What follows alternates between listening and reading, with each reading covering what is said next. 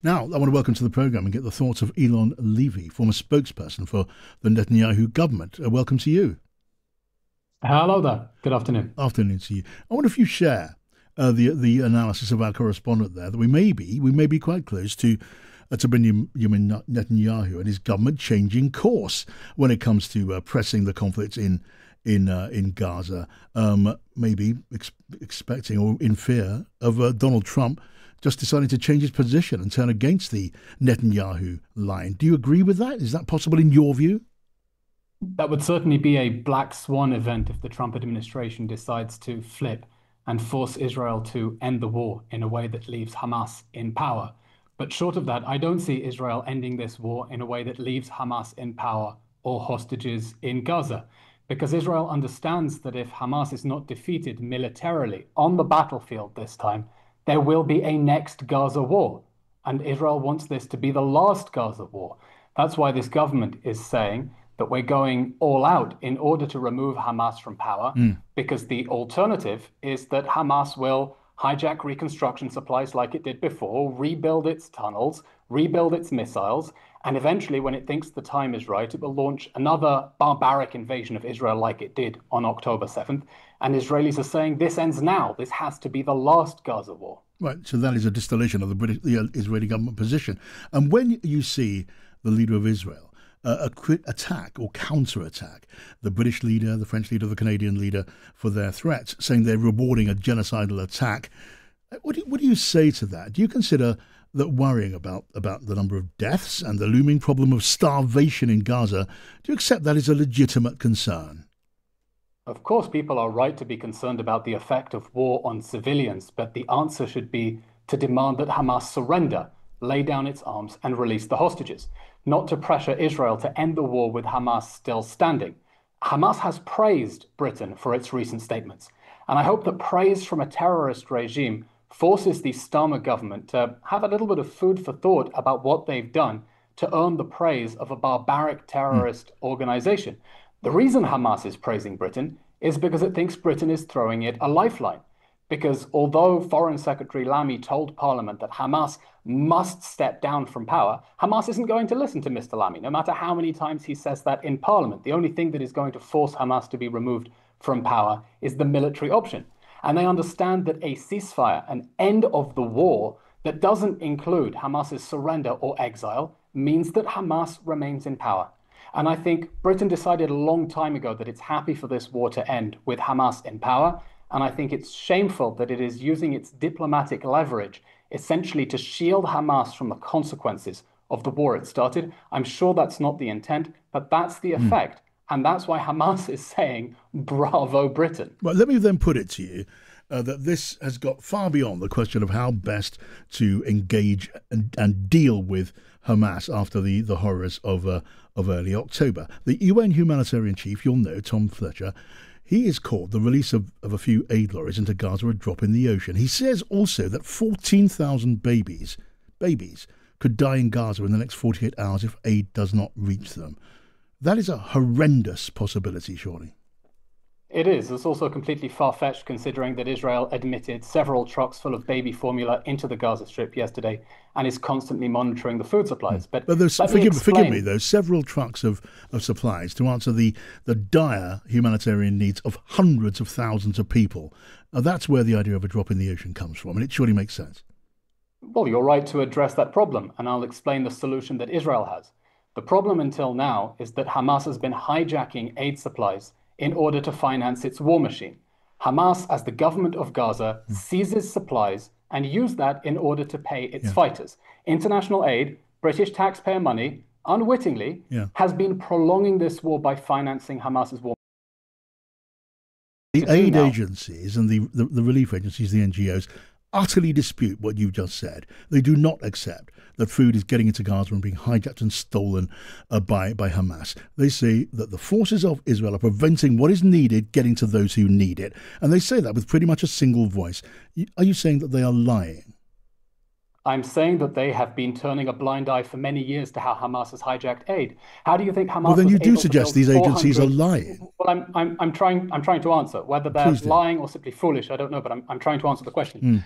Hamas built 400 miles of tunnels under Gaza using concrete that was meant to go for civilian reconstruction. That happened because the same aid agencies that are now crying wolf turned a blind eye for years to the way that Hamas has been diverting aid.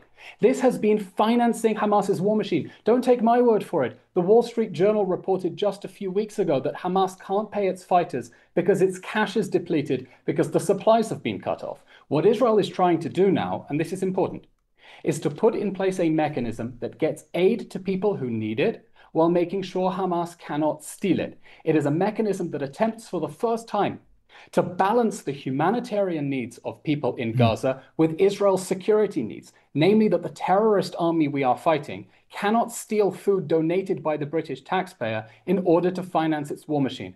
And I think anyone who has been covering up Hamas's theft of humanitarian aid, who isn't engaging with the question of how 450,000 tons of aid entered during the last ceasefire and entered the markets in Gaza. Instead of being given for free to civilians, they got sold on the black market because Hamas intercepted them. Anyone turning a blind eye to Hamas hijacking international aid is helping Hamas prolong this war. And I don't want this war to last any longer. I want this war to be over. Hamas should never have started this war in the first place. That's why it's so important to make sure aid gets to people who need it, and that Hamas's financial pipeline through aid is cut off. And yet, independent witnesses, many of them, are now accusing Israel of using starvation as a weapon of war. And the British Foreign Secretary, just this afternoon, is describing the Israeli authorities' handling of aid, or the blockage of aid, the blockade, as an abomination. Now, I just want to put this to you too, on the wider question of policy. I'm sure you'll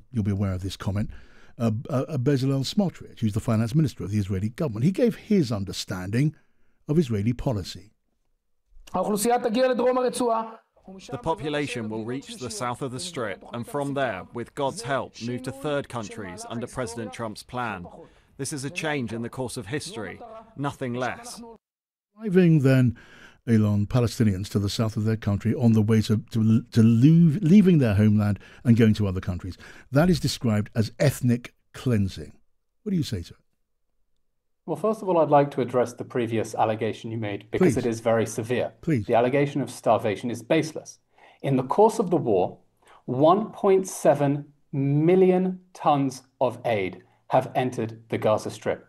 During the last ceasefire, as part of the ransom for the release of hostages, Israel admitted 450,000 tons of aid. To help our listeners visualize, that's 25,000 tons of aid. 1/3 of all the aid that entered in the course of this war went in the case of just 6 weeks. Yes. It simply is not true that Israel has been using starvation as a weapon of war. The only people using starvation as a weapon of war is the Hamas regime that has been starving the hostages in its dungeons, while Israel has flooded the Gaza Strip with aid.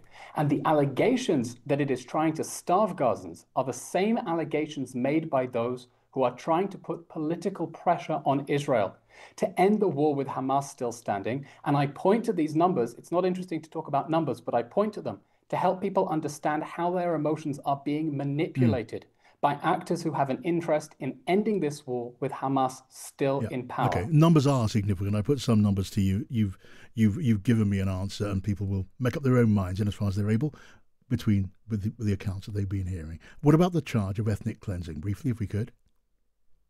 First of all, I think anyone who wants to leave the Gaza Strip voluntarily of their own free will should be allowed to do so. Asylum is a human right. No one should be forced to live under Hamas tyranny, and we're seeing many Palestinians very bravely rising up and protesting Hamas for bringing this disaster on them. So anyone who wants to leave of their own free will should be allowed to escape a war zone.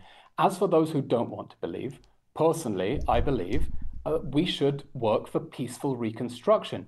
But in order for there to be a future, in order for civilians to be able to live in Gaza and coexist next to Israel, it's important that Hamas be destroyed, that Gaza be demilitarized, and that the local population be de-radicalized, because it's important to address the root of the conflict, the jihadi ideology and opposition to Israel's existence that meant that during the October 7th massacre, the masses in Gaza celebrated. So I think it's important in the day after Hamas, that the world puts in place a serious de-radicalization problem to make sure de-radicalization program, like Nazi Germany was denazified after the war, to make sure that this is the last Gaza war and we can all move on. Oh, there are many, many questions I'd like to put to you, Anytime, but as you can imagine, with pleasure. you'll be very welcome back on another, hopefully not far distant occasion. Eylon Levy there, former spokesperson for the Netanyahu government.